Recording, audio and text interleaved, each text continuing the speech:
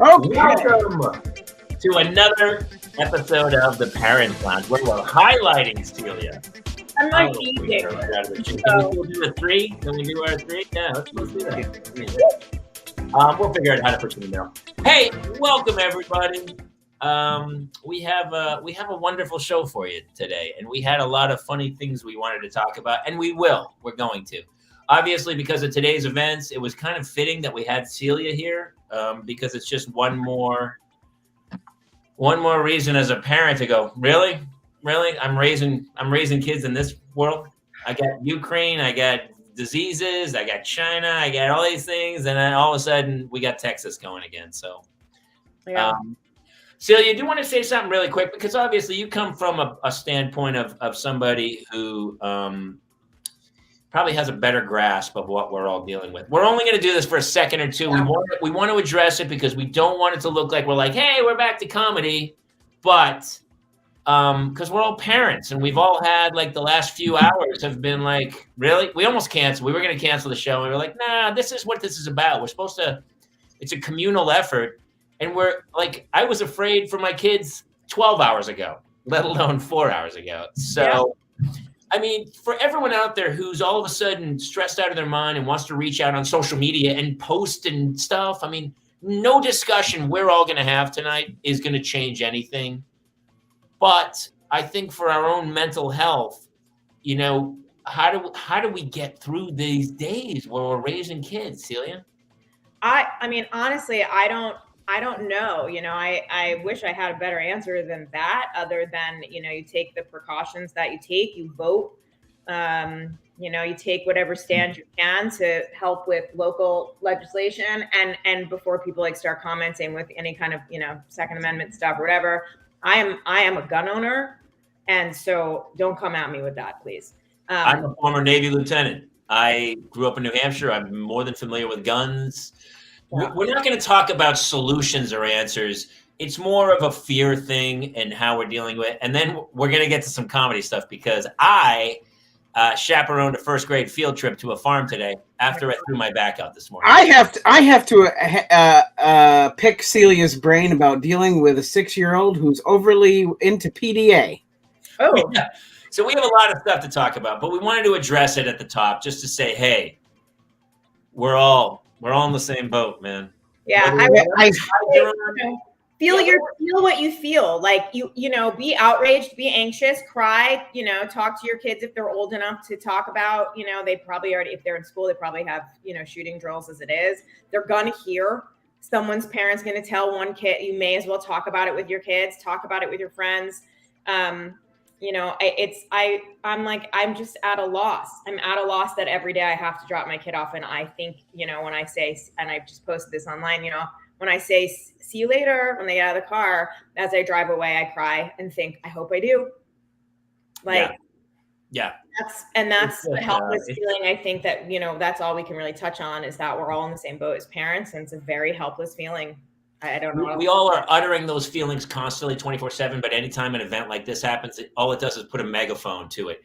And we're all of a sudden like everything's amplified from everybody. Mm-hmm. And of course I get it, the rhetoric and we're not going to that's our vow on this show. We never get political and because it's all about raising kids. And so it's more of like, you know, trying to understand and get through the day of raising our own children and how we can deal with it because it's out there. There's all, I mean, whether it's a virus or the fear of China or a war or the oceans rising, whatever it is, It doesn't matter. Irrelevant. It's about raising our kids day to day. So here's what we did. We all just poured a cocktail. Right? I did. Yeah, I did. So, mine's a mocktail. I'm not drinking right now, but okay. Listen, we never. What mocktail do you have? I made a pretzel. Oh, very nice. That was my dinner. So I driving us all home then, Jason. You know that she's our ride tonight. Yeah, I'll drive home. I don't really drink on school night. I don't drink much, but I definitely don't drink on school nights because I have to get up so early and work and kids or whatever. And I'm old and it makes me fucking tired and feel like shit. So I don't do it. So I make these little mocktails with seltzer and this awesome ginger beer. It's Q ginger beer and it's like spicy. Ooh. I put a little in there. It's made in Brooklyn. It's awesome. And a little grenadine. So it's like a little bit of a grown-up Shirley Temple. Very nice. They are absolutely delicious. So here's what we're going to do. We're going to take a breather. We're going to play our opening song. If you get a chance, go make a mocktail or a Negroni. I'm having a Glenlivet 18. Wow. You're having the entire bottle in one glass, it looks like? Yeah, you know me. I'd go big or go home. Listen. I mean, wow. But here's the deal. So if he was at a bar, he would order, 3 over 90 minutes. Triple, yeah. He just pre-poured them. Oh. Sure. Because I can't get up and leave for the show, so I prepare. So we're here. Right. So listen, I think Claire Kramer might be popping in. Kate Mulligan is still down hard. She's dealing with this with COVID, with her family and stuff. So yeah, she got the vid. We're going to come back. We're going to tell some funny stories about some insane. By the way, my daughter's doing the talent show. Remember the whole talent? You weren't here, Celia. Oh, yeah. We had a show about my daughter having a crazy panic attack on stage, and I had to walk on stage, and she froze. And so I never thought she would do the talent show.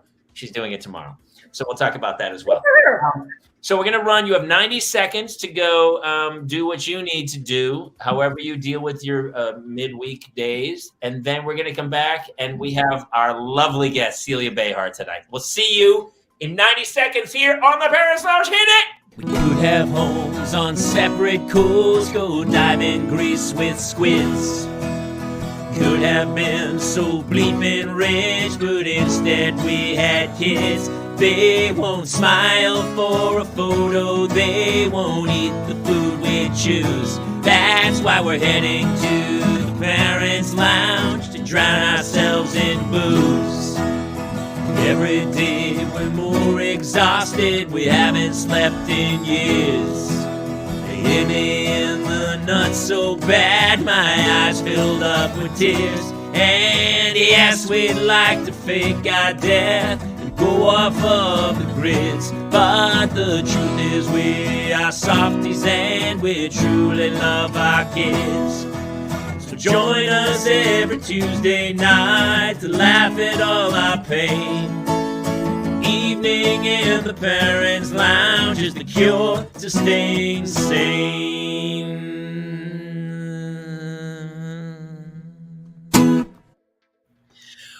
Welcome back to the Parents' Lounge. Celia, thank you so much for joining us. We it was only on a few weeks ago, but we begged her. Basically, every week we beg her. She's part of the crew now.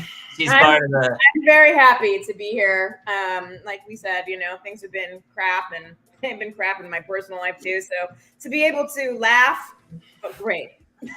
All right, yeah. How was? I'll start if you want. I signed up for chaperone. My first official tell me about it. Field trips are such a fucking. It's just wow. I go to do the chaperoning, and we're going to Underwood Farms, which is like. It's like, hey, kids, you're going to get to pick fruit. And I go, that's called manual labor. And I don't know about you. I can't believe we're paying to do this, but we're going to do it, whatever. They eat half of it anyway, and then everyone gets to sit that night. My daughter, I should have shot a video of her just going, like, she would take one bite and then throw the other half of the strawberry. Yeah. So I get there. Diarrhea tomorrow, just like that. Have you done a ton of chaperoning at your school? No, I'm done. I did one field trip when I lived in upstate New York, and I was like, never doing this the fuck again. Really? Oh, it was actually pretty easy and pretty fun, except I literally threw my back out this morning right before I left. And so I was like on 3 Advil, and I had like the Tiger Balm. The kids were like, what smells? And it was the Tiger Balm all over my back. Like I was trying to keep my back from seizing up. But I get to school and I'm with the other parents and stuff, and the teacher comes out and she's real apologetic. She's like, hey, no parents can be on the bus. You're going to have to take your own car. And I was like, you're saying it like that's a bad thing. I go, that's the greatest news I've heard in weeks. I don't want to be on the bus. And then, so the drive was like an hour to get to Underwood Farms, and everyone was like complaining about the drive. And for me, it would have been the perfect field trip if it was like a 4-hour trip in the car. We stayed at a place for just like an hour for lunch, and then it was a 4-hour trip back. 8 hours for an hour field trip. The drive in the car was the greatest 2 hours I've had in a long time. It was. I talked to you during that car trip. You were pretty happy. I had the seat warmer on. It was black. I had it on full. It was like burning me. Where you're like, wait, is this your back out, and that helps. So, right, that's why you did it. Yeah, I do the same thing when my back hurts. I put the. Sometimes I'm not even going anywhere. My wife's like, "Where are you?" I go, "I'm sitting in the car out front," and we have a Lexus, and so I'm sitting in. I'm like, just baking. So we go out to this farm, and they give me my 6 kids. Like these are my 6 kids that I'm in charge of, or whatever. We had a name. You had to name the team or something. It was super. What was your name? We couldn't. Well, there were 3 boys and 3 girls. So guess what? We couldn't. Well, I want panther. I want cheetah. Oh, I want giraffe. So it was a fight, and then finally, your name just little bitches behind their back. That's their actual name. Team Little Bitches. That's perfect. The LBs. We were in the back. There's a tractor that kind of takes you out, and so I said, "Hey, come on, the cool kids sit in the back of the tractor." And the kids they were in 1st grade. They're like, "What are you talking about?" I go, "Trust me, you'll know one day." Cool kids sit in the back of the bus. So we go to the back of this big thing in the trailer and stuff, and then all the other kids are getting off, and my kids go to jump off to get off, and I go, "Come on, we're the cool kids. We get off last." And they were like, "Yeah, right." And they all sat down, and so the teacher goes, "All right, where are Kayla's cool kids?" And that was it. The team was named. We were like, Kayla's cool kids, and that was it. And that was it. We were the cool kids for the rest of the show, and it was super funny. And just setting up 6 kids for some wild disappointment. Like they just hit their peak on the field trip. Yeah, it was. And actually, it wasn't. I thought it was going to be a nightmare. It actually wasn't bad at all. It was super fun. I'm doing another one. We're going to the Reagan Library soon. To the where? Oh, the Reagan Library. Reagan Library, yeah. You know, Jamie, had you chaperoned before? Not officially. No, I had not chaperoned. What do you mean? Not officially, like you've crept along quietly. Yeah. Officially following your. I had a van, an ice cream truck, and I would just drive that around behind the school. And people go, "Are you part of this field trip?" Yeah. Kayla's cool kids. Hey. You can't spell it with 3 Ks, Genevieve. What are you insane? Good Lord. God, yeah. That's Genevieve. Genevieve, your Bradford County is showing. Yeah, you can't. No. Actually, to be honest, the teacher did say, it was so funny. We go, all right, we're Kayla's cool kids. And it didn't cross my mind, but the teacher goes, "You're not going to spell that with all Ks, are you?" And I go, "No."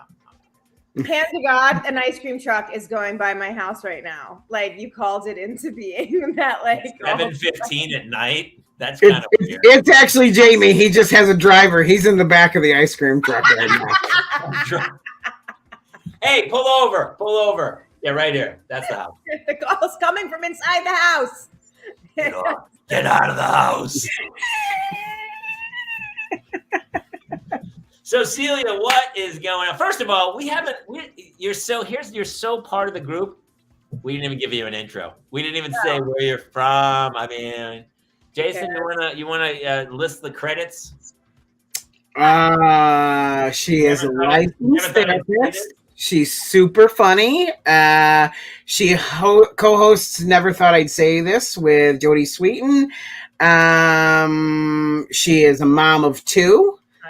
And am I missing something? Licensed therapist. I'm a licensed therapist. Yeah. Therapist. And a life coach too, right? A life coach, a licensed therapist, and a certified school counselor, and an ABA therapist. ABA therapist. That's what I was forgetting. ABA therapist. That's for kids on the spectrum. And I'm a vocational counselor also. I had like. Also, yes, correct. Lenny is correct. She does say "fuck" a lot. I do. I say "fuck" a lot, Lenny. Thank you. It's true. To be fair, Lenny's last name is Fagula, so I think and he's the second. He's not. It's like, hey, I'm Lenny Fagula too. I'm the dude. Well, Lenny's account was hacked. I know that. He's been one of our Never Thought I'd Say This. We called them Never Nationers. He was one of our original 7. When we launched the podcast, we're like, we're gonna have 7 listeners on this. Like, who's listening to this? So now we have the stuff he posts is so great. It's so funny. And honestly, I mean, we talk about it all the time about the parental mental health, and the stuff you guys talk about as moms is just fantastic. We have a couple good shows coming up. We have a serious show coming up, which will be interesting, I think, for people. Something that we've not ever talked about before because we've not because no one was going through it before. But but now I am. So we're gonna do it. We do that. I'm just gonna tease that for any Never Nation. When you first said Sirius, I was like, Sirius XM, we're working with them too. And then you're like, no. I mean, dead serious. We're ever dead serious. Yeah, it's serious. You want to give a little teaser, or is that just enough? I will just I've hinted at a couple episodes. Today was the first one, or tomorrow will be the first one I hint at. I've been going through stuff in my personal life, so it'll be something about that. And we have some really awesome guests coming up as well on Never, which will be, I think people will be happy with who we're talking to. What I loved having you on the first time is here's what I really appreciate. I appreciate honesty, and I appreciate because anytime any of us talk about what we're really going through, it really does make it so much easier for everybody else, because, people look at Instagram and they have such anxiety over it to go like, why aren't I living that life? And you're like, well, that life doesn't exist. That's an app. And there's a filter on that. Right. Real filter. Like even people were like, oh my God, I see some of your posts and you're like the best dad. And you guys have so much fun. I go, yeah, for a small portion of the day, it's pretty great. It's actually pretty great. Right. The rest is an absolute train wreck that is just, I cannot stop. It's like in slow motion. And I'm like, I can't stop it. When we did the live show at Flappers, somebody after the show said to me, she's like, it's so funny that you staged those videos with your twins on the Ring camera doing all that shit. And I said, oh no, those are not staged. Those are the real things that happen in my home. Like, I totally talk about that. I tell that story on Never Thought I'd Say This Tomorrow. Like on the episode that goes tomorrow, I tell your Ring camera story because when they broke the molding off the door. Yeah, and that you called that you were like Jurassic Park to that shit. Like, that's so funny.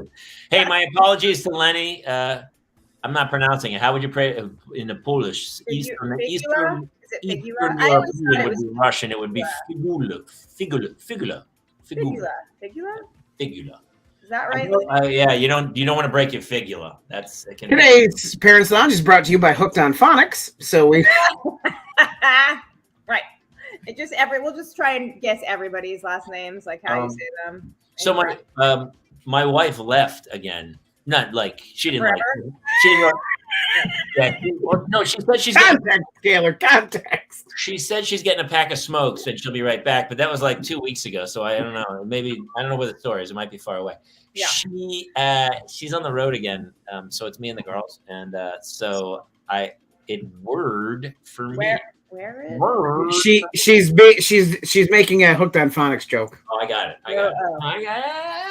I'm pretty quick. My wife's worked.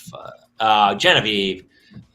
So my daughters are here, right? And so I had the field trip, then I picked them up, brought them home, had to go to soccer practice, got home, made them dinner, and then I said, all right, you can watch TV till 8. And then at 8, you have to go into your room. And there's nobody out there. They're totally on their own. And I said, then they're a first grade and a third grade. And I said, at 8, watch the time. And at 8, go into your bed and you can read with the lights on. But if I come out anytime after 8 p.m. and you are watching television, hell will know I lay down the law. And she's like, yeah. I go, pinky promise. Pinky promise. So we'll see. We'll see what happens. I mean, way to set them up for failure. Is it bad, Celia? Listen, honestly, I love these shows too because Celia can fix my parenting skills. I got the hammer. No, that's fine. I mean, I think that I don't know if you need to threaten them, but next time I guess I would say you should be like, I trust you enough, and if you don't do this and I find out, I'll be really disappointed. That actually usually is better than, I'll be so mad and I'll yell at you because they'll stop caring about that. I've tried the disappointment. They don't care. Yeah, we don't care. No. They're like, be disappointed. We don't care. Well, mine actually threw it back at me after I did it a couple times, and he goes, I know I'm a disappointment. And I was like, oh no, I feel bad. That's so funny. Hannah would say that. She would go, I'm the worst kid ever. It's so funny. My wife had this, she had a really great approach. She had read something about the fact that there was this whole approach of like, instead of saying like, I'm disappointed, it's like, you're better than this. I know this is not who you are, that you can be better. We dealt with some bullying stuff recently, and oh, you bet. It wasn't bullying. It was mean girls where they were excluding. It wasn't like I cut your hair or I punched you in the face. It was they were excluding. Yeah. One girl here, one girl there, and it was coupling of how they were doing. Yeah. It's really amazing because like I remember being a kid and having that happen. I don't feel like that ever happened. That's like not a boy thing, right? Like girls are just dicks about it, and now I see boys do it too. Kids. Yeah. Yeah. You're my best friend. You're not. Yeah, you're not my. Yeah. No, it's totally that like you can't sit with us thing. You know, where I'm sorry, I got a new tattoo and it's so itchy. So I'm not feeling myself up. Okay, you and Jody got them together, right?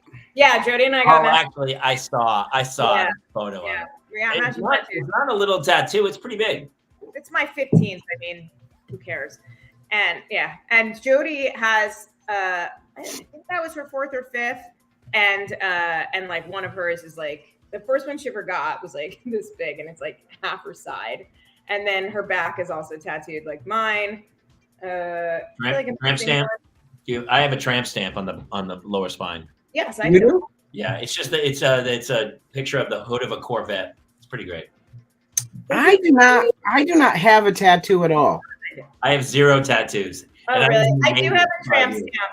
I had to expand it because I had gotten heavy, then I lost weight and it like fell apart. So it's like kind of bigger. But my whole back, I have a back tattoo that's like probably that big. What was your in the house? Oh, what was your very first tattoo? My first tattoo is on my hip bone. I got it when I was 22 years old.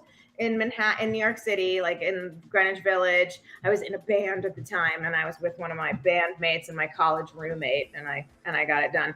And it was the most painful one. It was just right on my bone. It felt like, and the rest of them I have not felt that way about the rest of my tattoos. Like there's moments in them that you're like, ow, that is something. But I do think I'm gonna get one. Do you? I'm open to it. Here was the deal. When I was younger, I actually was in the Navy, and we went. I remember going with guys, and we were all going to get them, and then we got there, and I was like, guys, you know what? There's nothing on this wall that I want on my body for the rest of my life. Yeah. I don't want Yosemite Sam with 260. I don't want a fucking eagle. Like Calvin's down. I don't something in Chinese that doesn't actually say what you think it says. Like this was in college, and there was a couple guys who were in a ROTC. This is crazy. Like between my junior and senior year, they sent us, the Navy did, to Newport, Rhode Island to go on a sailboat for like 8 weeks, a 43-foot sailboat. And we learned to sail, 13 of us, and it was super fun. But that's awesome. Losing, and we went, and a bunch of the guys got tattoos, and I was like, no, because I didn't want it for the rest of my life. But there's only a couple songs left in my musical, and I think, listen, there's a reprisal. There's no more characters coming in. We've talked about that, Jason. There's no more, we know everybody in the play. Okay. It's like we got to the end of the second act. We know the conflict. All we need is the final resolution, and then it's all. So at this point, I might do my kids. I just don't know where. I don't know the artwork. I don't know how to put it on where I want it. And but that's when you work with like a good artist. You can work with mine. I mean, one of my tattoos is for my kids and my sister, and it's a moon because my youngest daughter's name is Luna, and then it's got a mockingbird flying through it because Harper was named after Harper Lee in part, and Oprah. And then it's got lavender underneath it which is my sister's favorite flower, and some and in Hebrew writing it says something. I like to get things in Hebrew. I feel like that's just a big fuck you to my conservative bringing up, like I'm like, because you're not supposed to get tattooed when you're Jewish. But most is that's right. You cannot be buried in okay. I'd like to. I'm going to be set on fire anyway. I don't want like a Viking funeral. Listen, that would be amazing in my pool, maybe. Do you know that's it? I've written that down. I want a Viking funeral. He has said that. Yeah, I want the helmet with the horns on it too on my corpse, and I want here's what I want. I want it to be going out, and then I want somebody to shoot a flaming arrow into it. Like Dibs on the arrow. Oh, Jason, you're going to be gone long before me. Sorry, buddy. That's probably true. Was it Lord of the Rings that they do that with? What's it with Sean Bean? Not Sean. Yeah, Sean Bean's character. I feel like that happens in Lord of the Rings, or maybe it's Game of Thrones. I have no idea. Lenny says, I have one tattoo, the Irish and Polish flag with the dates of my grandparents' day they were born. And that's awesome. You sent me a picture of that the other day on Insta. Yeah, that's cool. No, you're not supposed to get cremated when you're a Jew either, but I'm gonna do that because like I don't really see the point. And for any people who follow Never know that my younger sister passed away 4 years ago of I didn't know that. Yeah, my sister died of colon cancer, stage 4 colon cancer, mother of 4. And the thing about though, when you lose someone to cancer, in a weird way, I felt very lucky. Like I didn't lose her in an accident and like wasn't able to say goodbye. And so I was with her, a lot. Like she lived in Portland, so I just go back and forth every month and be with her for a week. And like, one of the fucking weirdest conversations and like funniest things was like we were sitting there getting our nails done on her birthday. It was 2 weeks before she died. We knew she was going to die. Yeah. And we're getting our nails done. But like the people doing our nails didn't know that. And right. So we're like sitting there having this whole conversation about like what she wants and stuff. And like at one point I just looked at her and I was like, we don't have a relationship with my mom. And I just looked at her and I go, what do you want me to tell mom? And she was like, I mean, tell her when like I'm just incapacitated enough. She goes, tell her when I'm capacitated enough to know that she's there, but I'm just incapacitated enough to not give a shit. And I just started laughing. And I was like, oh my God. And she was so serious. She looked at me and she was like, I'm fucking serious. And I go, I know you are. That's why I'm laughing at you. And then we're like splitting up. I'm like, do you want this? And like, and the people like doing our nails were like, what the fuck is going on? And we just were like, she's gonna die, like it was so weird. But like we were able to joke, to the very end. And I used to just look at her and say, I can't believe you're going to leave me. And she'd go, I know, I'm sorry. And I go, with mom. And she was like, and I was like, you have fake tits. Can't you leave me those instead? And like 5 minutes later, she's like Googling it. And she's like, it doesn't say anything about that. Why can't I leave them too? And I was like, I don't know, but I have to like burn them now. This is all a very big waste of money. That's super funny. I have such gallows humor too. She would probably like, she didn't tip the woman and go, look, it's my last man to be petty. I don't give a shit.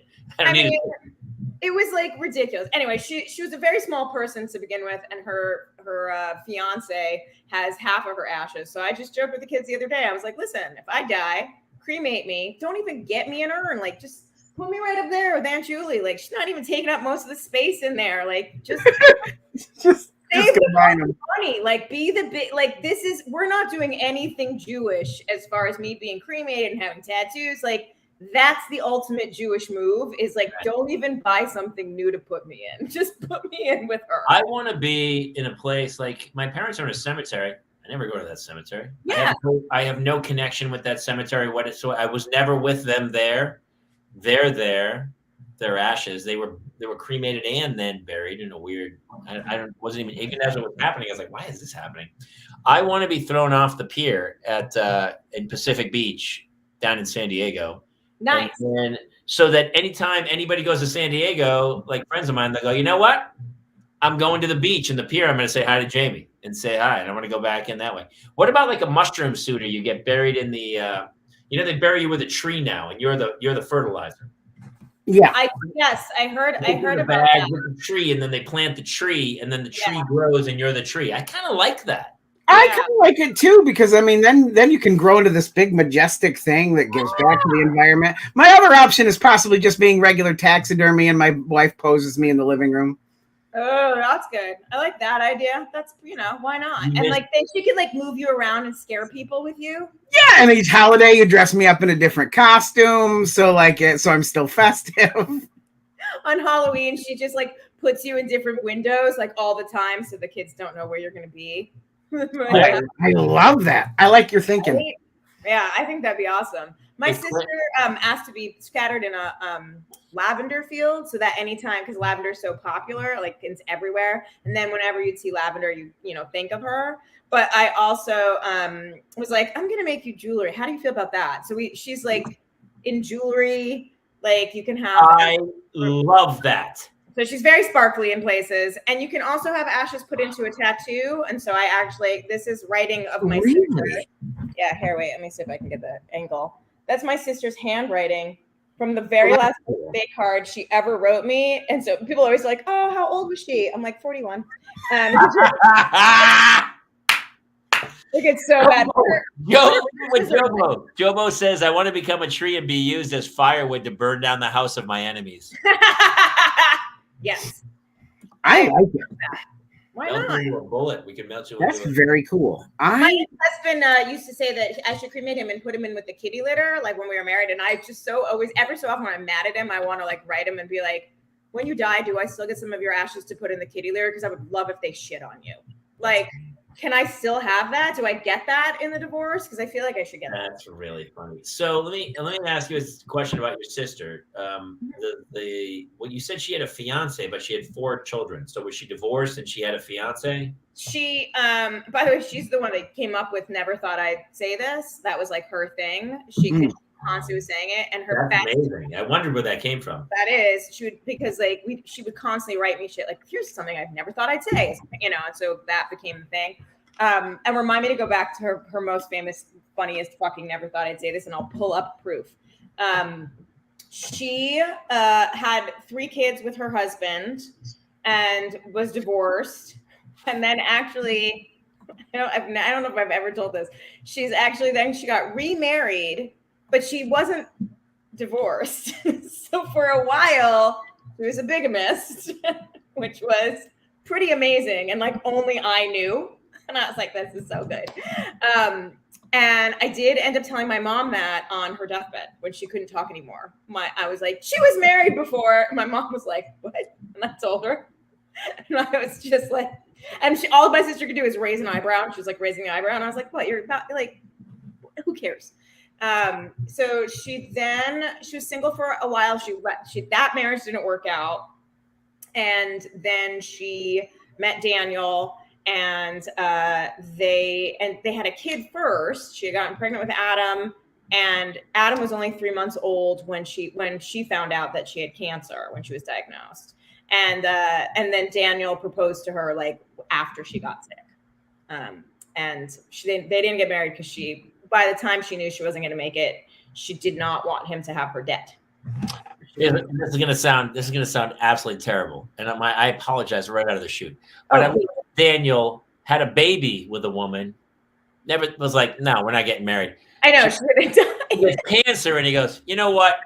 I'll marry you now. No, we have a kid together, dude. No, that's not enough. Oh, cancer and a kid. All right. All right. Well, I mean, at that point, you may as well marry her. You knew she probably wasn't going to make it, so it wasn't a big commitment. That's right. You know what? I mean, it's not a marriage at that point. It's like a 6-month excursion. Yeah. It's like a high school relationship. It's all for fun. I've never made that joke to him, and actually, like, I'm going to. It's like really. Although I'm sure she was the one that was like didn't want to get married, since seeing she had been married twice before at the same time. Maybe she just was like, maybe I shouldn't do this anymore. I mean, she didn't live a long life, but she found three marriages in it. Let me. I mean, she packed it in there for sure. I'm telling you, my sister and Jody have a lot in common. We joke about it all the time, how Jody is a lot like my sister, and that is just one more way. Jody had 3 marriages? Yeah. She's been married. Wait, what number? Is she headed for 4? Yeah. And she was engaged in between. She loves love, man. What can you do? So that's always what she says. She's like, I believe falling in love. Yeah, but I mean, her fiance is like he's amazing. And this is it. Like I am not worried in any way whatsoever. He's awesome. They are awesome together. And, it's great. And yes, Maureen, my sister was a total badass. We were very, different. Like I always bailed her out of shit. My sister was just somebody who like, and it really makes me envious of her because I'm such a planner and like I'm such a control freak and I want things to like to control my anxiety. I have to keep things like really neat and things. Yeah. And I always like feel like I need to do the right thing. Probably I'm a middle child. Right. And for some reason I'm always like, no. Do you have Jan Brady syndrome? Of course I had Jan Brady syndrome. Is she's your kid sister? Yeah, she was my little sister, and she just didn't give a shit. Like she just did whatever. And often she would do shit, and I wouldn't know. I was gonna know before anyone, and I knew like 6 months later. Like my sister, like a dick, had that. She was pregnant and had that baby, and never told our mother. Like, yeah, because my parents live in Israel. My sister doesn't take pictures. She hates social media. She just never told my mom. We weren't really talking to her anyway. Never told her. So then she gets diagnosed with cancer when she has moved states without telling my mother and has a baby. And now she has cancer. And I'm like, I'm going to have to tell mom. And she goes, okay, well, you do that about the cancer. She goes, can you tell her about Adam also?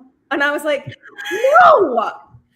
Like, no, I'm not doing that. And so I didn't. I was like, that's on you, asshole. You fucking tell her. I'm telling her about the cancer. So I do tell her about the cancer. And my mom, obviously is like, okay. And my mom calls my sister. And I then say to my sister, I'm like, so did you tell mom about Adam? And she's like, yeah.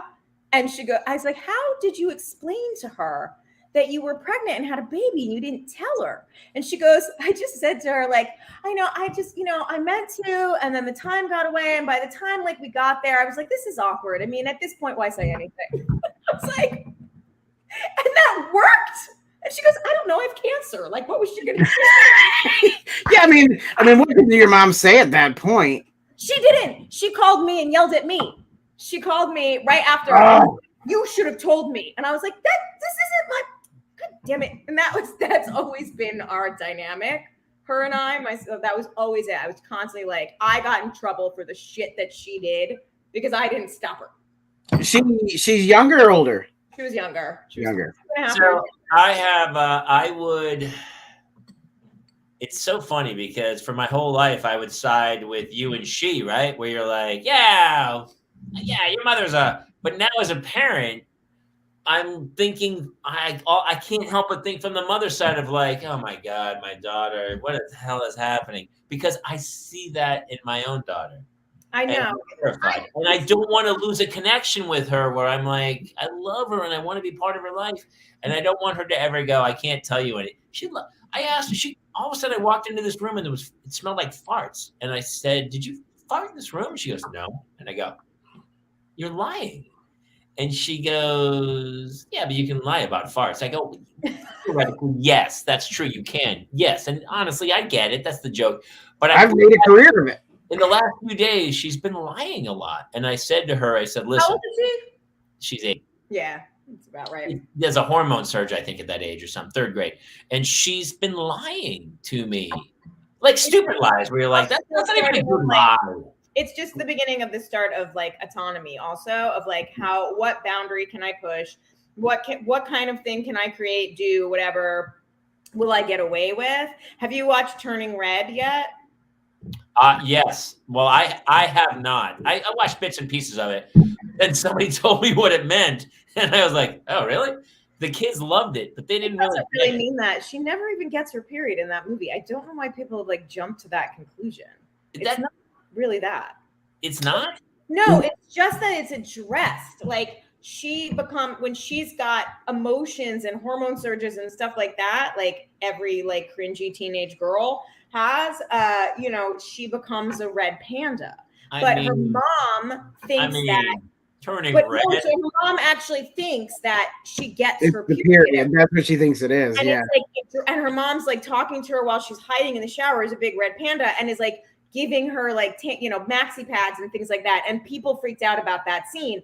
But then it turns out like it's a whole, and spoiler alert if anyone hasn't seen this and wanted to, like it turns out it's a whole generational thing of mothers and daughters becoming, you know, red pandas, but it's really just about mom-daughter relationships, puberty, and, you know, finding your own autonomy and like letting go of control as a parent. Like it's got nothing to do with periods. It was one scene and people freaked out. Not the physical aspect of having your period, but there's a lot of other stuff that all the stuff you just described comes in that era of having your And it definitely was that coming of age thing. It did, well, Jamie, you know that it caused a discussion at school that caused my 6-year-old son to come home and tell me he had gotten his period. And that he was really grumpy. Yeah, and I was like, oh fuck, he and my wife have now synced up. So it was not a great weekend for me. When I was a kid, it was turning Japanese.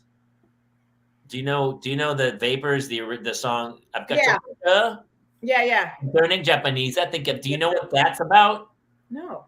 Do you don't know what Turning Japanese is about? No. Do you know, Jason? I don't. The song, it's the Vapors, right? It's a famous song. I've got your picture. Yeah. I'm turning Japanese. I think I'm turning. Do you guys not know what that's about? Anybody in the audience know what turning Japanese means? I guarantee Jobo knows. I want to see what somebody says. No, Jobo, it's not getting high. You guys are gonna laugh. It's super great. Oh my gosh, turning Japanese. But do you know what it means? Turning Japanese? You're like, I totally know that song. Jesus, Kayla, just tell us. No, I'm not going to. I'm going to wait till somebody gets it. It's so good. This is horseshit.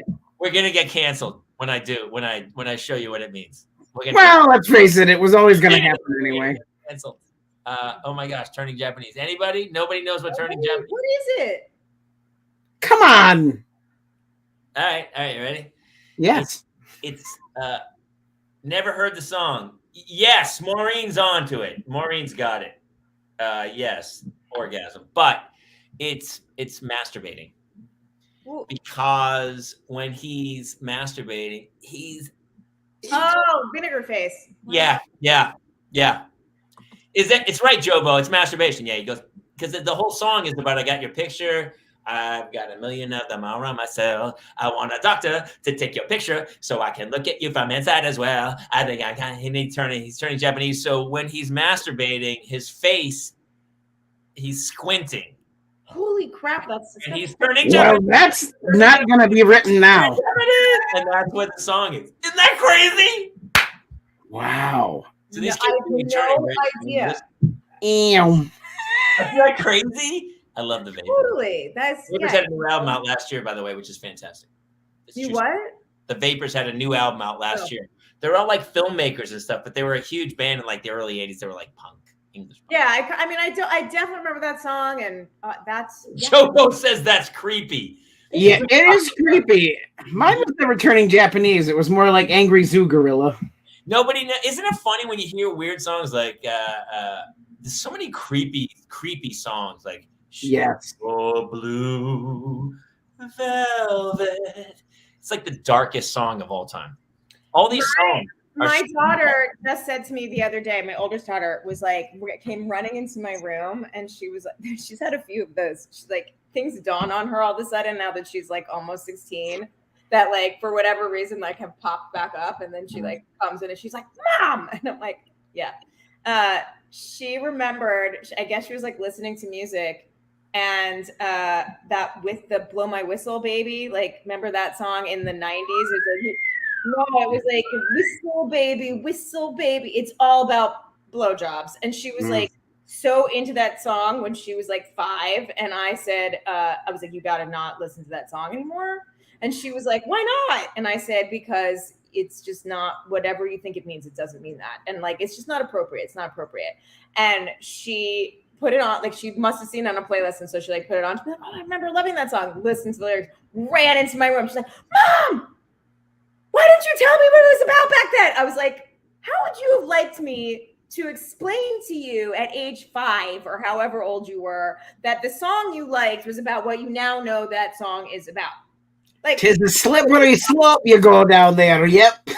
I gotta tell you, so Celia, I sometimes there's a show called Epic Awesome Videos. Anybody out there watch it? It's on like one of the MTV channels or something, and they play all the new videos, whether it's Ed Sheeran or every rapper, Little Baby or whatever. And some of the videos I'm like fast forwarding through, but I play a lot of them for my kids, and we watch because they love music, and we play like whether it's the week. I love the Weeknd's new album, by the way. Yeah, so good. Also, I'm sorry, but I love Harry Styles' new album, and I don't care.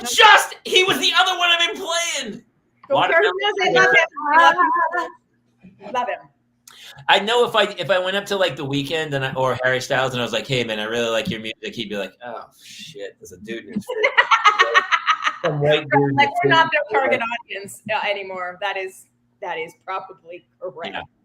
So I've been playing Dawn FM like on a loop, and even my kids are like, Dad, we can't take that anymore. I go, I'm the cooking in the kitchen dancing to the Weeknd on Gasoline, or it's so good.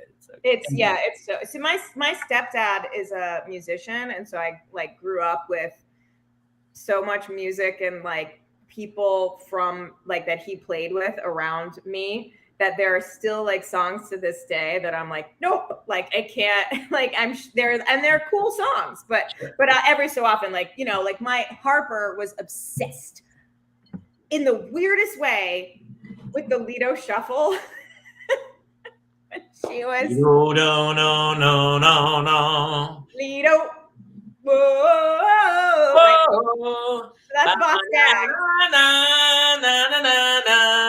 And like loved it and would ask to like listen to the Lido Shuffle like all the time. And I don't know why, because I don't think what does the Lido Shuffle mean? I don't know what the Lido Shuffle means. Honestly, great. That's probably a blowjob as well. Lido Shuffle. I don't know. It's Boss Gags. I don't know if Boss was like the most sexual person, but it probably has something to do with drugs. Wasn't?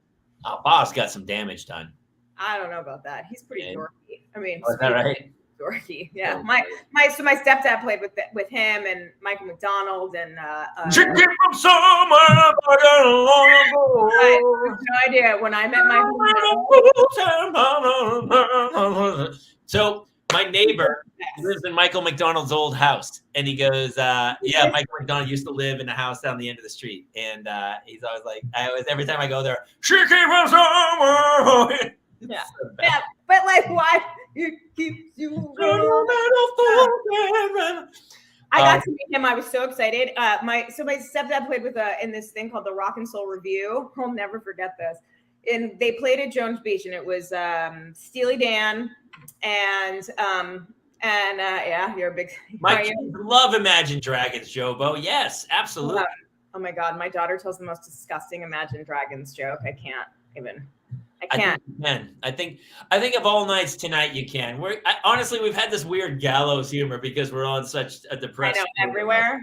Yeah. It's a fitting tone for today. Yeah, absolutely. Okay. Listen, what's one of the Imagine? Let's enjoy it. What's one of the Imagine Dragons songs called? Like the pick me up, you pick me up, believe it. That whatever the fuck that's called. Believer.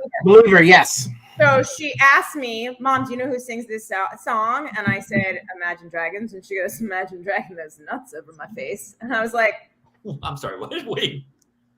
That's what my fucking 15-year-old said. Yep. By the way, I told that joke to Bob Saget, who was like, oh my God, can I steal that for my act? I go, I don't fucking care. You killed him. That joke killed Bob Saget. Really? Yeah. Hey, that's how dark we're going tonight. I love it. Wow, killer. That if you've ever heard Bob's set, that's fucking nothing. I used to run a room at O'Brien's in Santa Monica when I first moved here, and I was buddies with Chris Hardwick used to come down a lot, and he brought Bob Saget one time, and I begged him. I was like, Bob, for the love of God, you have to come on. There's 20 people in the back of an Irish pub doing nothing, and Saget was like, no, I can't go on. He was so cool too. We hung a bunch. The best cat. Yeah, and he goes, I go, for the love of it, you gotta go on. He goes, all right, I'll go on. But I'm telling you right now, I'm not gonna do more than 3 minutes. I'm gonna go on, tell a couple jokes. I'll do 3 minutes, and I will. But that's it. That's all you're gonna get. I go, dude, are you kidding? I love 3 minutes. 42 minutes later, I'm like lighting him, going, dude, the band has to go on. You have got to get off the stage. And was doing jokes about you look like your ass looks like a rabbit and I want to feed it my carrot. Like those were his jokes. So like he is the filthiest comic you've ever seen. He's totally and Clea's not that. I mean, and you know, Dave is like gross in a different way. So Jody, that's why Jody's so like. Oh, that's right. I didn't even put the connection together.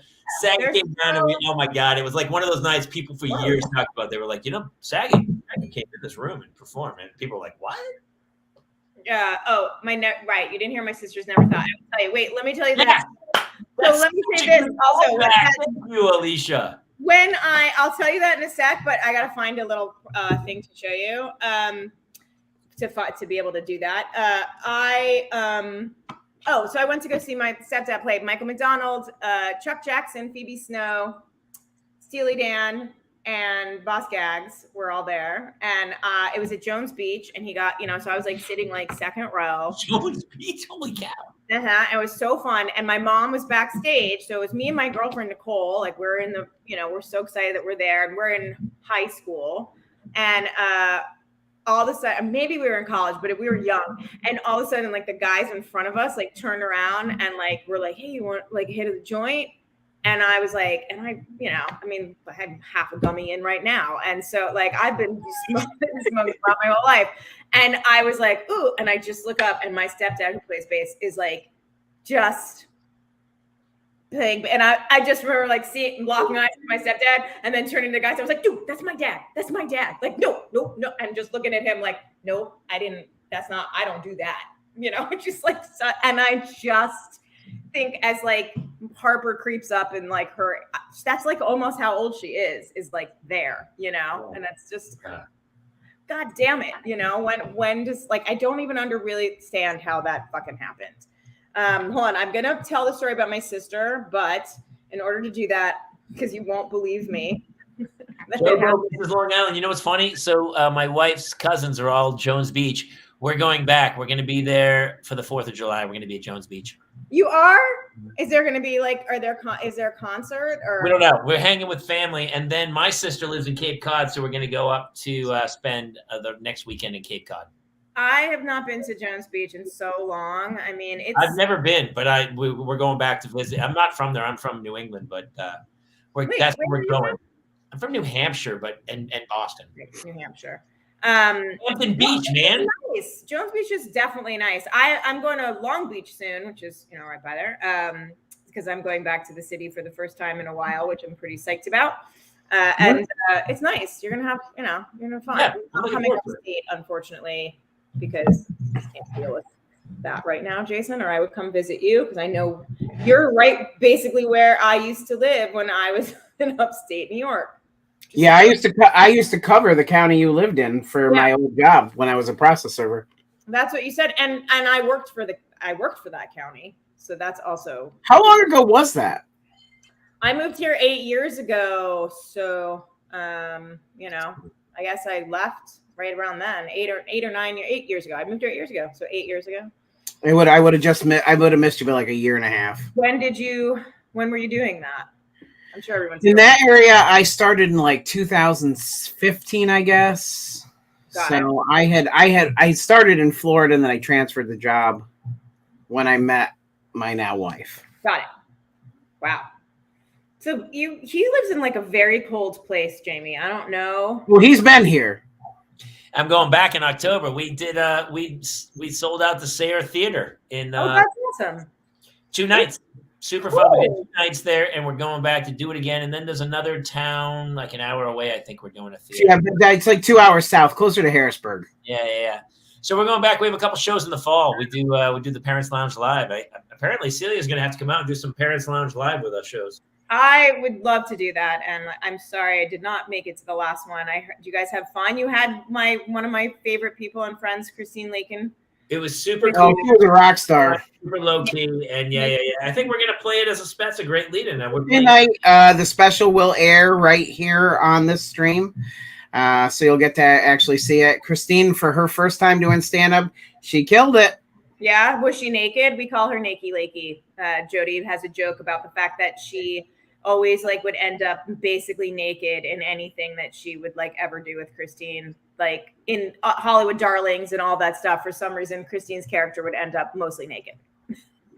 I mean, if she did, I missed it. Oh, well. I mean, she was obviously promiscuously dressed, but and she wasn't fully nude. No. Yes, obviously. But in her defense, so was I. But she brought a nude double, and so there was another woman. And so when it got really close to nudity, the other woman came in and we filmed her, and then perfect. Turned around for the face. Did you guys have fun? Like, was it a good time? It was super fun and so fun. And we got up live, and we basically did it as a podcast and just told a few jokes, and then and the audience got involved. It turned into a Phil Donahue session. It was pretty funny. Yeah, it was cool because like everybody did like a set, and then we did a discussion, and then a set, and then a discussion. It was a really cool experience. That sounds like a lot of fun. Yeah. I'm glad. All right, here's the answer about my sister's favorite never is. I'll read it to you. This is a post that she actually had up that I have a copy of. She said, I often feel like I should write down all of the ridiculous things I've had to say to my kids. Things that I never would have imagined I would ever have to say. The toilet seat is not for licking. Please don't put crayons in the dog's book. He doesn't like it. Those are some of my favorites. But now I also have, please get the goat out of the dishwasher. Anyone else have some of these, or is it just my odd family? You guys. That's amazing. That is a goddamn fucking goat. Toilet seat is not for licking. Yeah, and that's a goat in her dishwasher. That is a goat, a live goat in her dishwasher. Tiny fucking goat. Yeah, it is. They were little pygmy goats. She had them for a little while. They kept going in the house, which was a whole other fucking issue I'd have at my sister's house. And they like to climb things. And the kids would let them in the house and left the dishwasher open like that. And so one of the goats climbed up into it. And my sister said she walked into the house, was like putting down the groceries and looked up and there was a fucking goat in her dishwasher. And it's like, well, it's so funny because I never thought I would say this, but now I'm gonna, every time I say something, I'm gonna write it down and go, I never thought I'd say it, because I know it's starting to catch me now. I'm like, the crazy things we say as parents, it's nuts. Well, so it happened again, and Jamie, you know about this. Celia, you probably do not. Twice now, I after taco night, I have come into our bathroom and found that our eldest child. Bathroom tacos. I remember this. Yeah, bathroom tacos. Yes. So he keeps leaving that. And I don't know where he's getting them or when he's making them, but he like takes the leftovers, he makes a taco and he takes it into the bathroom. And I don't know what's so soothing about him eating them in the bathroom, but he's like, I come in and then I find taco remnants everywhere. And I'm like, what the fuck is happening here? Maybe he's putting them in his prison wallet. Oh, that's funny. Well, yeah. Jesus Christ, I hope not. That sour cream will go bad. It'll ferment in a different way completely. Yeah. I mean, he has a book bag that we now know about that my wife and I can check on regular, that he puts confiscated contraband food that he's not supposed to have. He puts it in this book bag that he hides in the thing. So then we just clear it out then, and he can't call us on it because he's not supposed to have it. Okay. So he's a sneaky little fucker. They are. I mean, kids are fucking sneaky. Like, they just are. I actually need to. So we had a birthday party for one of the kids in his class this week. It was at a local bowling alley. You guys saw. Oh my god, that video is amazing. Hold on, I'll play it for those who did not see it. So my son starts in one aisle, but that's here.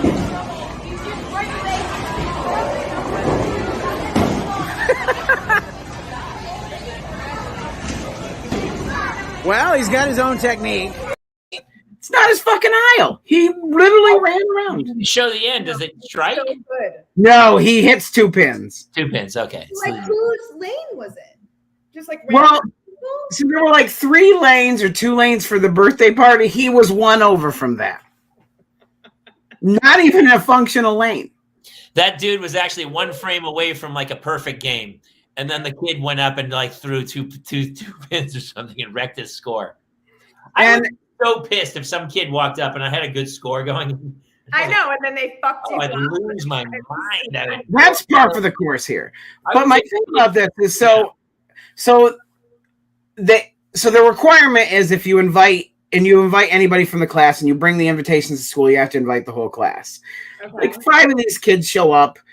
My son and one other little boy were the only 2 boys from the class. My son, Luigi Lothario, is all over this little girl. And I'm like, Jesus Christ, I'm going to be a grandfather in like 2 weeks if he keeps his shit up.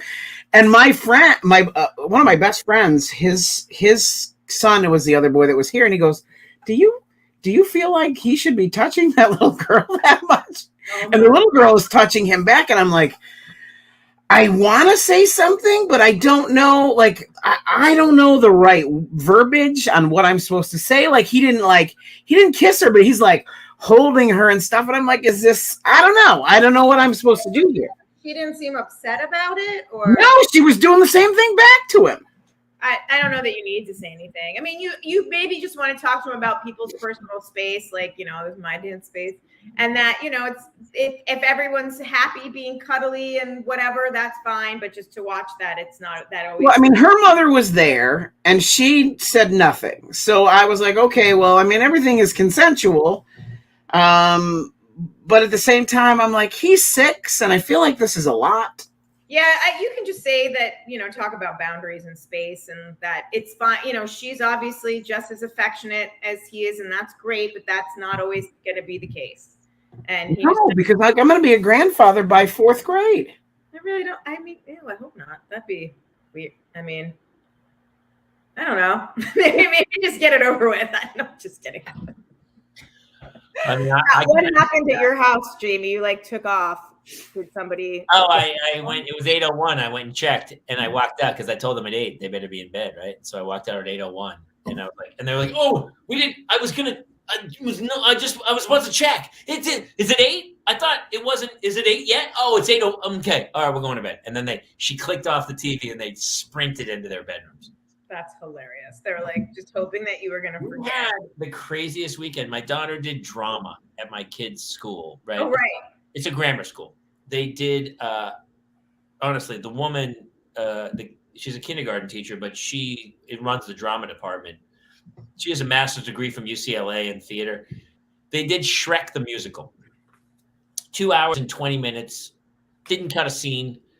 Grammar school production. Right. Like kids singing every song.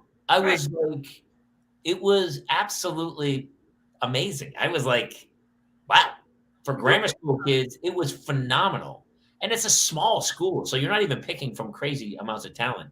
But the kids put on the show, but the show's 3 hours long with an intermission. And then, you know, she gets up at the end and kind of congratulates the kids and everything. 3 hours. So the kids were up to like 11 or 12, like Saturday and Sunday, and then had to go back to school on Monday. So we had this insane, all I did was Shrek the musical all weekend, like in a gym, in a little gym theater. It was crazy. So you said there are scenes in the musical that are not in the movie because like there's like Shrek's backstory. Well, Shrek the musical is not. It's based on the movie, but it is. It was kind of, you know, it has that fly your freak flag. Yeah. That's the song in it, right? Yeah. It's kind of when I watched it, I was kind of like, wow, this is a really good lesson for kids because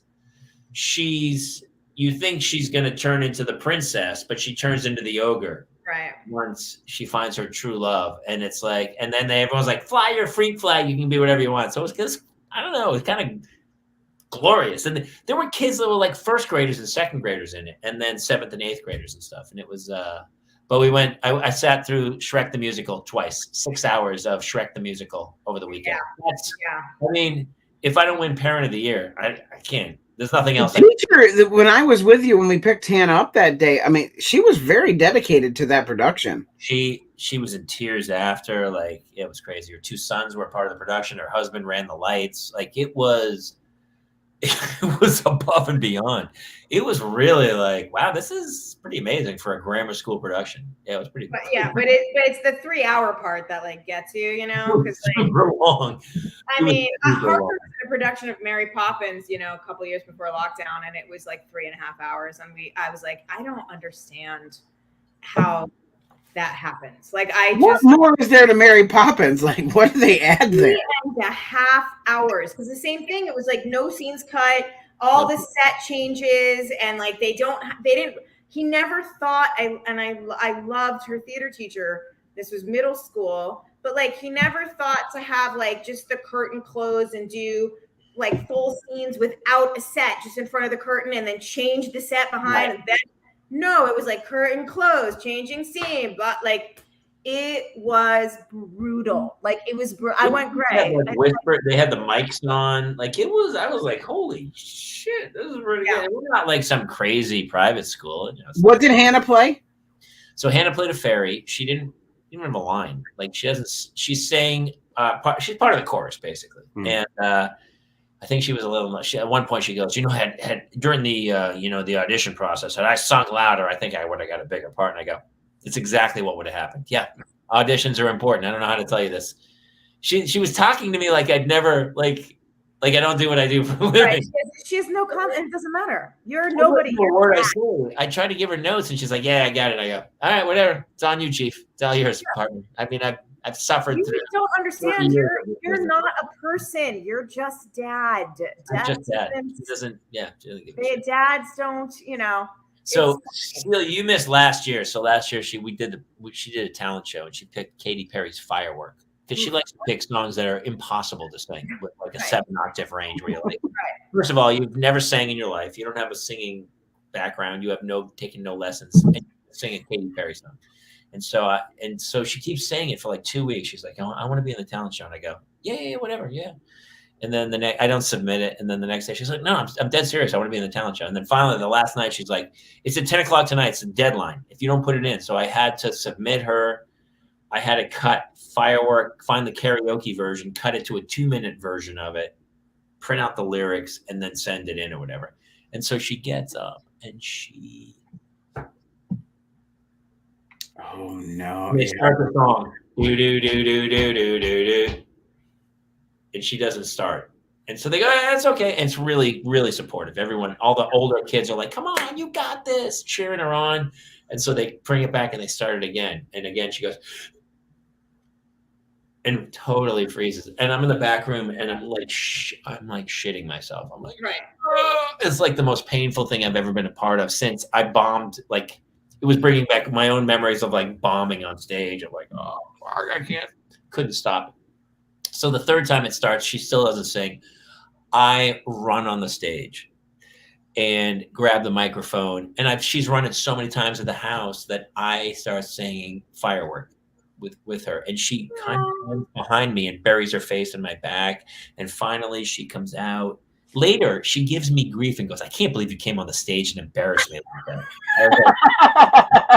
I said, how many times were we going to restart the thing before everybody fucking goes, you've got to sing it? That's what she's going to tell her therapist. My dad was my life. He came on stage and saved my ass. Instead of saving my ass, she's going to be, he was such a glory hound. He took my spotlight. What a narcissist. And I know you're like, did you get fully into it or did you just kind of, or you were like full on? I did to kind of like act out and be like, I'm Firework. I'm singing this bullshit song. And I need to talk to Claire Kramer and find out if there's video. Is there video of that? Because that would be amazing. There is video of it. I have it totally. I have the whole thing on video. I haven't shown it yet. And she's like, "Don't ever show that." And I go, "That's fair." We have that rule here too. That if there's anything that he doesn't want posted, I won't put it on here. But that's nice. She finally starts singing. She's like, she's singing so softly, no one can hear her. Sings it, so it kind of died. Whatever. And all the older kids, it's such a beautiful school. They're so empathetic. They're like, yeah, they're cheering her on. They sang along with her. And it turns out okay. Nobody, there's no blood. And so the talent show ends or whatever. And so this year, the talent show comes up. It's tomorrow. And all of a sudden she's like, hey, I want to sing again. I go, I feel like we learned a lesson last year. Do we want to do this? Do we want to suffer through this again? She goes, no. She chooses Dua Lipa's Levitating.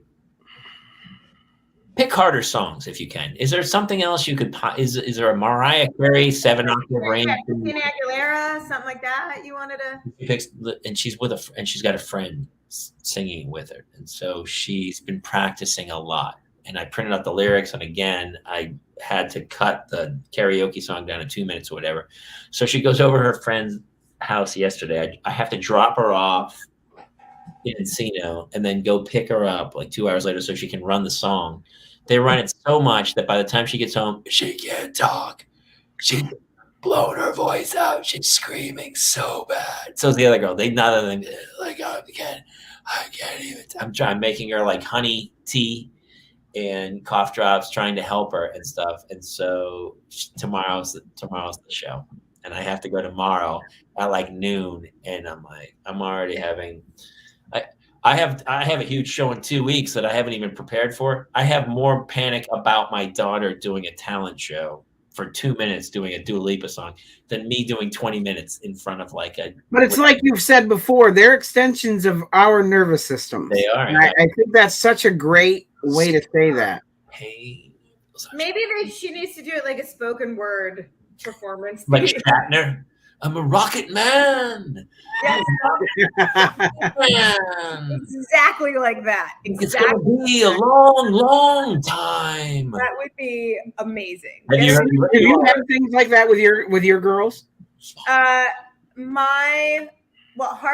went to like a performance middle school, so she was like, that's what she did, and she didn't really want to keep doing that. She goes to the North Hollywood zoology program. Like she's studying to be a zoologist.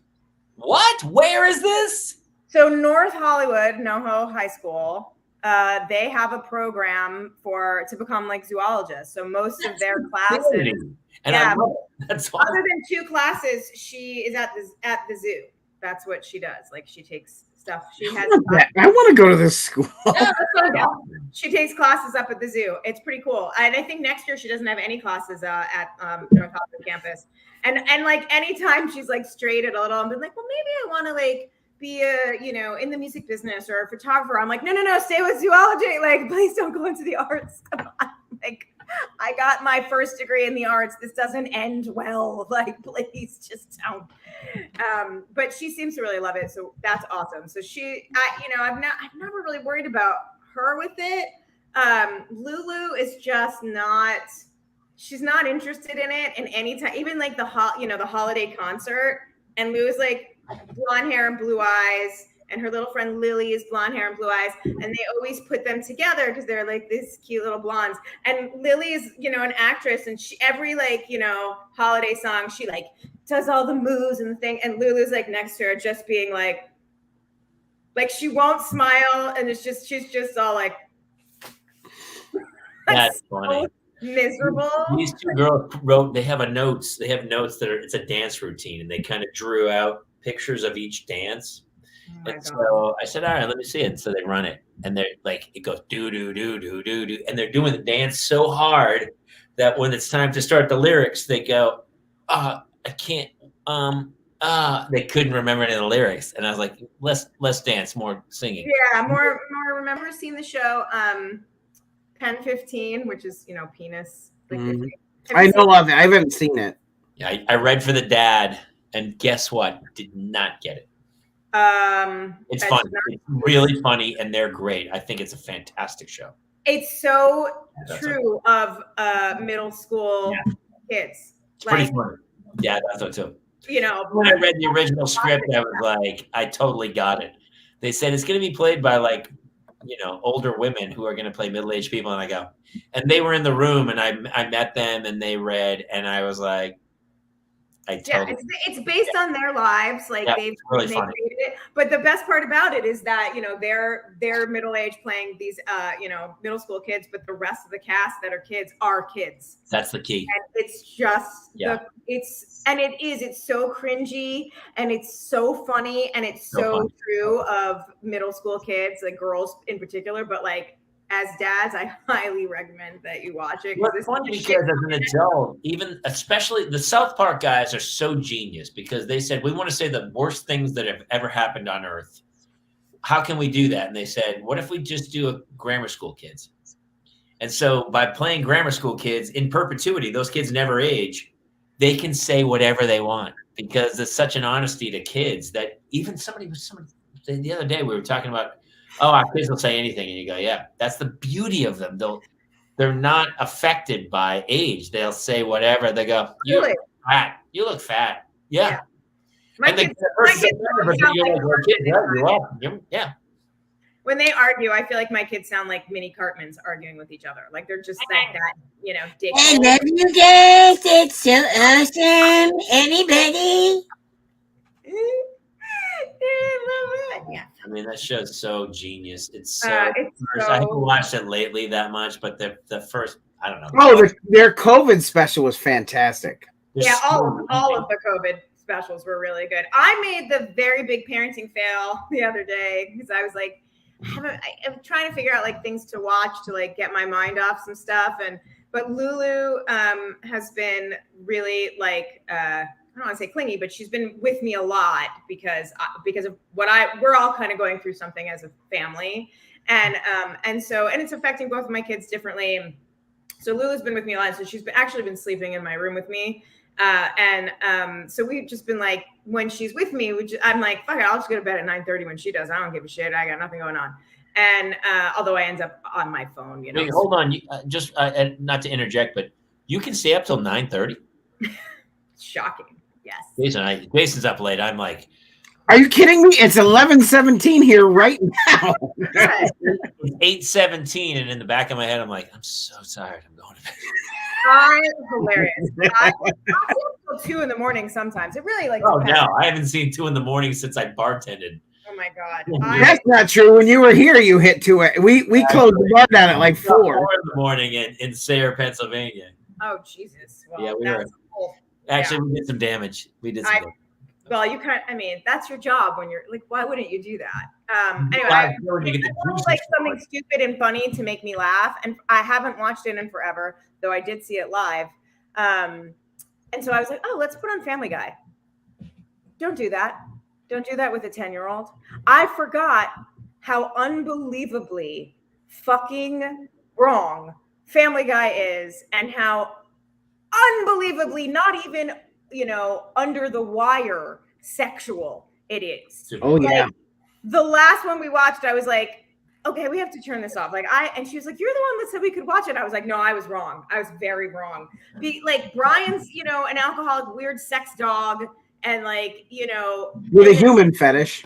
Right, with a human fetish, and then Lois and Peter have this whole thing. And was one episode when Peter is like taking videos out, and he's watching them because they start out as like relationship coaching, but then it turns and she's like, are you not? And she's like undressing, and then Lois makes her own, and it's all like Lois in lingerie and dirty talk. And I was like, oh, we have to turn this off.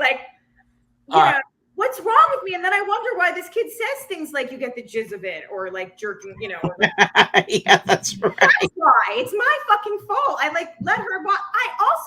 They were like, Mom, it was Mother's Day. And again, they were trying to make me laugh. So they were like, let's watch Jackass. And I'd already let them watch the first few Jackass, which is pretty stupid on its own. Pretty funny though. Right. It's a great release. Yeah. It is.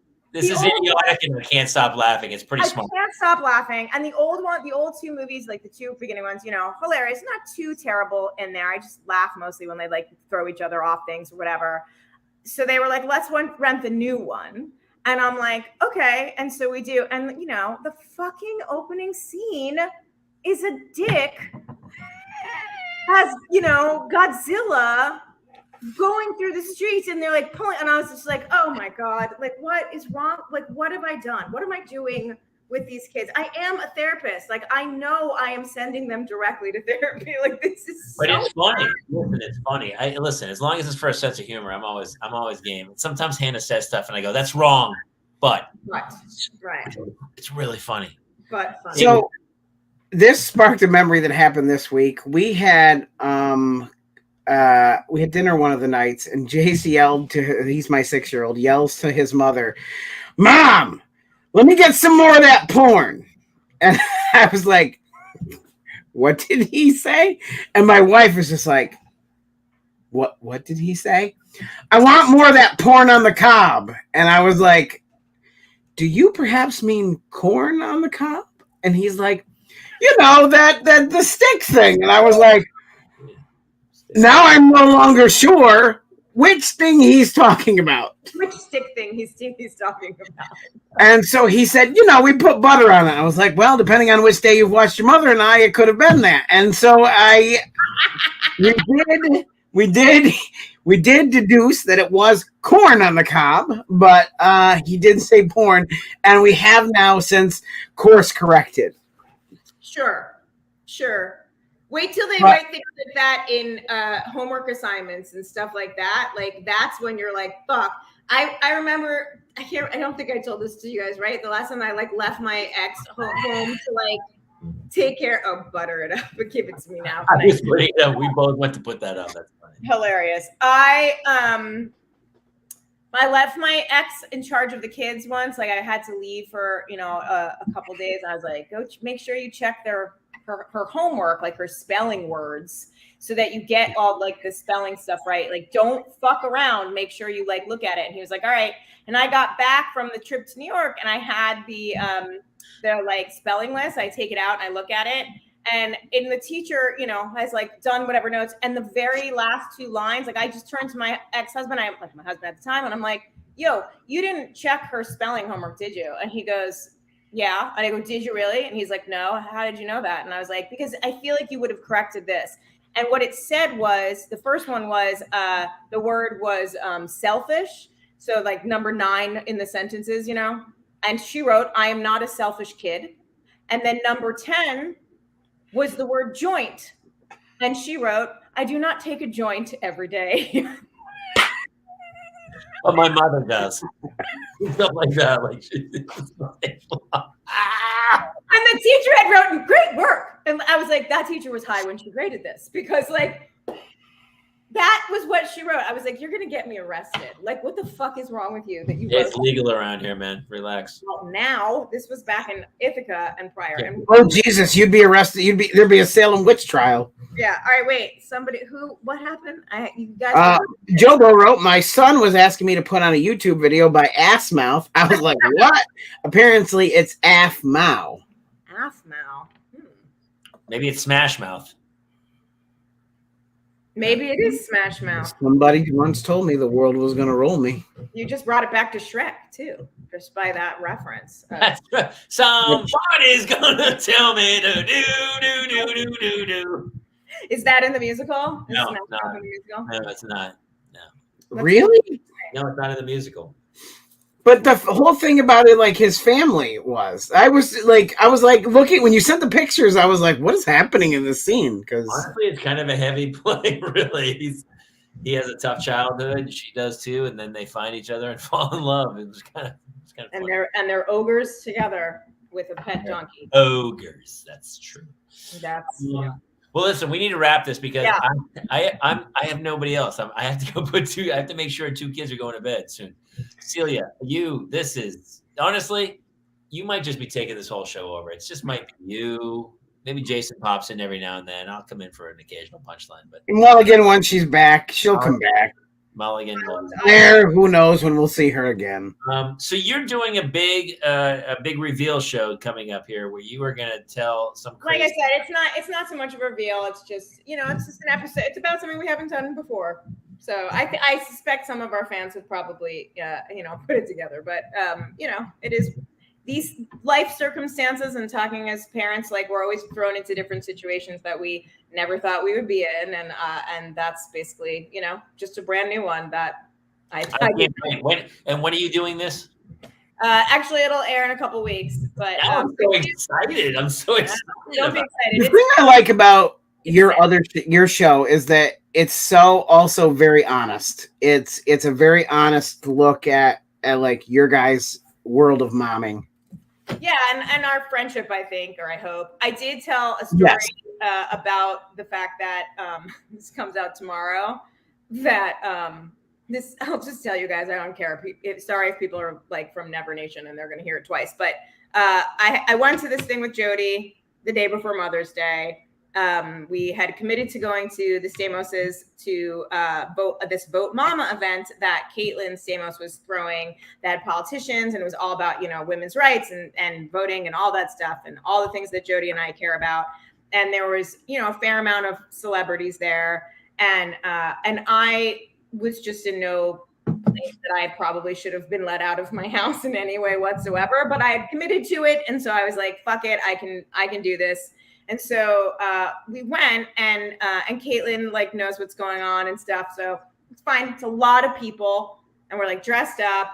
And it was weird because they're like doing these speeches about, you know, our women's rights and abortion and all this stuff. And Ever Carradine was there, who was on Handmaid's Tale. And so like, I'm like kind of looking at her, and there's just all these people, and the sun is beating down. And I haven't been great about eating because when my anxiety is really bad, I'm someone who like stress starves. Like I can't do it. And I'm just like, oh my God, there's so many people. And like, and I'm having a moment where I'm like starting to see spots, and I'm like, shit, I'm going to pass out. I'm going to pass out in front of like a lot of famous people at John Stamos' house. And like, I really don't want to do that. And so I'm like past Jody. I see John's like sitting at the table inside. I'm like, I'm just going to go sit with John. And I walk by Jody, and I'm like, I am not feeling well. And she goes, okay. She goes to go behind me, but then like the speeches end. So she kind of gets like pulled off. And I just go and I sit down, and I'm like trying to breathe and calm myself down. And I recognize that I'm having a panic attack, and I'm like, fuck. And I'm hot, and like all this stuff's going on. And I'm just, thank God I've been in their house before, because I'm really nauseous. And I'm like, I just got to make it to the bathroom. And I'm like pinballing it to the bathroom. Like people must have thought that like I had like vertigo, because I have to like touch things to get there. And I get into the bathroom, I close the door, and I all but pass out. And I just like sit down on the cool tile, and the air is coming on, and I'm like, get your shit together. Like, you cannot pass out in the Stamos' bathroom in the middle of this event. Like, fucking get up. And so I kind of calm down, and I'm like, all right, nobody's going to know. You're fine. Just walk back out. Like, you weren't even in here. And I open up the door, and there's Patton Oswalt standing there waiting for the bathroom. And I'm just like, this is my life now. This is the shit that happens to me. And like, we make small talk for a minute, and we have like friends in common, and I recognize as I like walk away from him, I never said like my name or who the fuck I am. I just like leave. And then what I have to ask, what did he say in that moment? I don't remember. Like, I have no idea. He had to go to the bathroom. I'm sure he was like, are you done? Get out of the way. Yeah, it was probably like, that girl taking a shit. Like, she's sweaty. Like, who the fuck knows? Like, I just was like, oh crap. And Caitlin saw me and was like, what's going on? And like sat me down, gave me water and like, you know, an ice pack, and then had me eat a bundt cake. And I felt much better. But holy Jesus Christ. That was just one of those moments where I was like, 8 years ago, I worked in upstate New York, you know, with at-risk kids in Tompkins County. And like, now I'm about to pass out in the bathroom in the Stamos' house and be discovered by Patton Oswalt. Listen, if you're going to pass out in the bathroom, I mean, if I had my choice, I'd pass out in John Stamos. I bet it's honestly also same. It's a beautiful bathroom. Yeah. It's a beautiful couple. Like there's just so amazing. They're next to each other, and you're just like, it's almost like you have to like look away because they're so attractive. Like you're like, oh, come on. He's so beautiful. All right, listen, that's honestly. Before Jamie starts admitting a lot of things, we're just going to wrap this. Bring it home. Our huge thanks to Celia Behar for coming in tonight. Thanks for having me. Yeah, this is I like.